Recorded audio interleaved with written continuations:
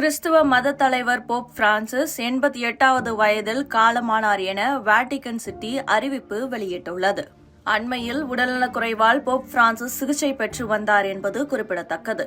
மருத்துவமனையில் சிகிச்சை பெற்று வந்த அவர் உடல்நலம் தேறி மருத்துவமனையிலிருந்து திரும்பிய நிலையில் நேற்று ஈஸ்டர் தினத்தில் பக்தர்களுக்கு ஆசியும் வழங்கியிருந்தார். 2013 12 ஆண்டுகள் போப் பொறுப்பில் இருந்து வந்தார் பிரான்சிஸ். தனது பதவிக்காலத்தில் போர்களை முடிவுக்கு கொண்டு வந்து உலகில் அமைதி நிலவ வேண்டும் என தொடர்ந்து வலியுறுத்தி வந்தார். இந்த நிலையில் உடல்நலக்குறைவால் பாதிக்கப்பட்டிருந்த போப் பிரான்சிஸ் வாட்டிகனில் உள்ள தனது இல்லத்தில் உயிரிழந்த செய்தி தற்போது வெளியாகியுள்ளது. உடல்நலக்குறைவால் பாதிக்கப்பட்டிருந்த போப் பிரான்சிஸ் மறைவு செய்தி அறிந்து உலகம் முழுவதும் உள்ள கேத்தலிக்க கிறிஸ்துவ மக்கள் சோகத்தில் ஆழ்ந்துள்ளனர். நிமோனியா பாதிப்பால் மருத்துவமனையில் 5 வாரங்களுக்கும் மேல் சிகிச்சை பெற்று கடந்த மாதம் வீடு திரும்பிய கேத்தலிக்க திருச்சபை தலைமை மதகுரு போப் பிரான்சிஸ் ஈஸ்டர் திருநாளையொட்டி செயின்ட் பீட்டர்ஸ் சதுக்கத்தில் மக்களை சந்தித்து ஆசி வழங்கியிருந்தார்.